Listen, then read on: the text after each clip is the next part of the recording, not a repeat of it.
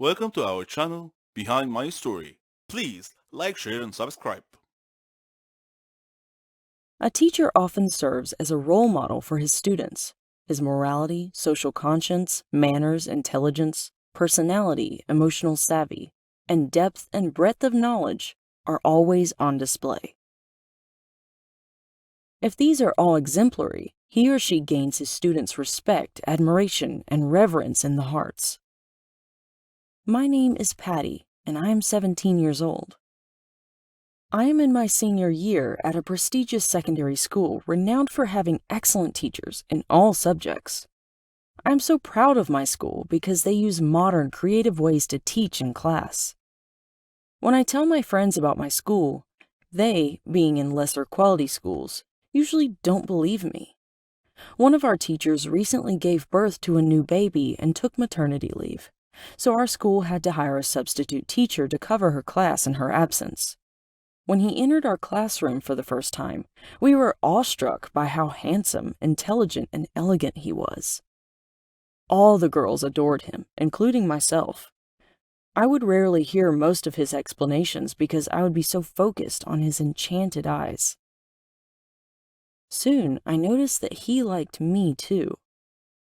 I wanted to know more about him, so I explored his Facebook page and concocted silly reasons to need to speak with him. We chatted on numerous occasions. During one such chat, he spontaneously asked me to send him my photo, but I was instantly uneasy with that request. It raised a red flag with me. It seemed creepy and inappropriate. I used the excuse that my mom had forbidden me from sending my picture on my phone, and was shocked when he took offense at my declining to do as he asked. He threatened me, saying that if I didn't send him nude pictures of myself, that he would use Photoshop to create such pictures of me and send them around the school.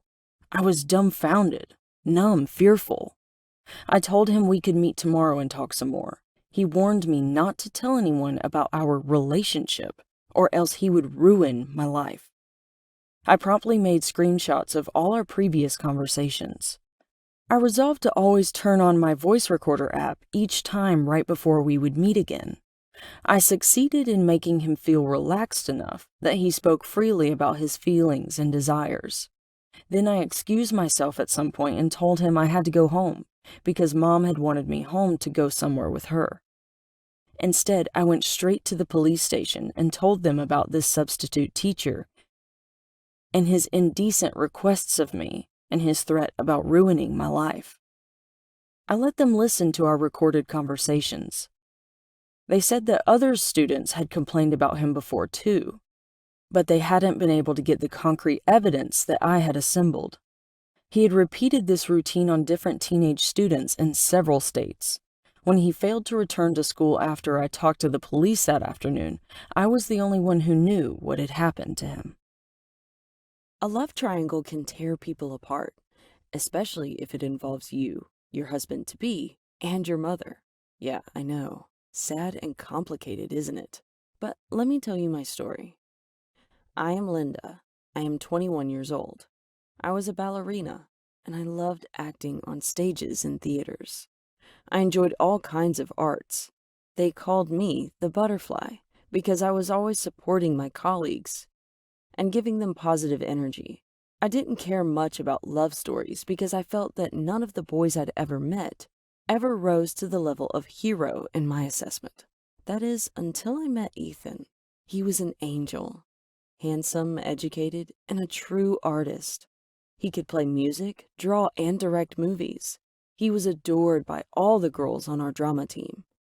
And when he was assigned to direct our play, I ended up adoring him too. I liked everything about him. His voice, his speech, his manner, his style, and that lovely smile of his. One day, I decided to tell him about my love for him. He was working in the theater, and I asked him if he could excuse himself for 5 minutes so I could speak with him in private. He accepted, and once we were alone, I confessed to him, "Ethan, I think I love you." He was mildly surprised and pleased, it seemed, and he asked me to repeat my words again. I did, and he suddenly swept me into his arms and embraced me and said, "You are the answer to all my dreams, Linda. I have loved you from the first day I laid eyes on you. We began spending a lot of time together. One day, he told me that he wanted to meet my mother. I asked him why, and he said that by tradition, he needed to get my mother's permission to marry me. I was ecstatic and felt as if I were floating in the air. I rushed home breathless to tell Mom, who was not only my mother, but my best friend as well. When she saw me, she said, "So, someone wants to marry you, huh?" she said. Amazed, I asked her, "How did you know?" She replied, "I can tell by that euphoric look on your face and your rosy cheeks." Then she smiled lovingly. I invited Ethan to come by my home tomorrow at 8 o'clock, and I began counting down the hours till his arrival. At 8 o'clock sharp, the doorbell rang, and when I opened the door briskly, he was standing there holding a bouquet of flowers. He handed the flowers to me, and I invited him to come in and sit in the sitting room. I went to Mom's room to hurry her up. Then I returned to sit with Ethan. Mom appeared at the door saying, "Hello, Ethan. Please forgive me for not greeting you at the door." I looked at Ethan. His eyes were transfixed on Mom's face. From that point, he never took his eyes off Mom for the rest of the evening. Even worse than that, whenever he would speak to her, he would just ignore me completely, as if I weren't in the same room as they were. And his looks weren't simply looks of admiration. No, they seemed to be deeper than that. I was both stunned and hurt. I had to struggle to suppress my rolling thoughts. When he finally had to leave and excused himself, he ended up not even saying a word about our marriage. Instead, he just promised Mom that he would visit her again sometime. "Ethan is so cute," Mom said after he left. Peeved, I asked, "Is he just cute, or did you like him a lot?" "I like him a lot because he will be your future husband," she replied, looking at me strangely. I was so jealous of my mom. Do you believe it? I went to my room and found a message from Ethan. "I enjoyed my visit immensely. I simply adore your mom. She is so elegant." I stabbed at my phone's touchscreen and messaged back, "Well, what about me? Am I elegant too?" He replied defensively, "Yes, of course, you are always beautiful. That goes without saying. I love you." Ethan spent the next few days constantly talking about my mom. He even asked me for her phone number. The nerve of this guy! I suddenly saw my love life crashing in flames and became so jealous of my mother that I avoided speaking to her altogether. Ethan was now speaking with her more than me. I began to argue with him over silly, trivial things. He asked me what was wrong, but I didn't answer him. I just gave him the cold shoulder treatment. One day, Mom and I were watching a movie at home, and I couldn't help but notice that she was receiving a text message every minute or so. She casually but subtly held her cell phone at just such an angle that I couldn't inadvertently read the text messages from my vantage point. Ooh, how I hated my mother at that moment. Suddenly the doorbell rang. She put down her cell phone to go answer the door. In that instant, I snatched it up and began ravenously scanning her message thread. From Ethan, "Your face is etched in my heart." I immediately took a screenshot and forwarded it to my phone. When Mom returned from answering the door, I showed her the message from Ethan that I had read and demanded an explanation. She seemed confused, then enlightened, and said, "Oh, okay, I can explain. Just calm down." I shouted angrily, "Explain what? That you two are lovers and I am a blind fool?"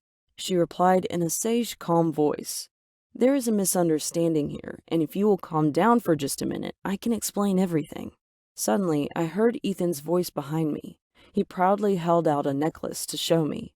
It had Mom's picture in it. I was incensed, outraged. I said, "You have the gall to show me this necklace with my mom's picture in it? My God!" Confused and taken aback at my sudden outburst of animosity, he cautiously offered in clarification. No, she isn't your mom. She's mine. Look again." Stumped, I looked at the photo more closely. He was right. The woman in the necklace wasn't Mom. When I first looked at her, I mistook her for Mom. The resemblance was uncanny. He explained gently, "When I first met your mom, I was overjoyed. I felt that destiny had granted me not only a new wife, but a second mother as well. When I called your mom the first time, I told her that she looked just like my mother, and I asked her to please consider me as her son, too." I was shocked, speechless. Mom and Ethan were both crying tears of joy. I am so sorry for my jealous behavior.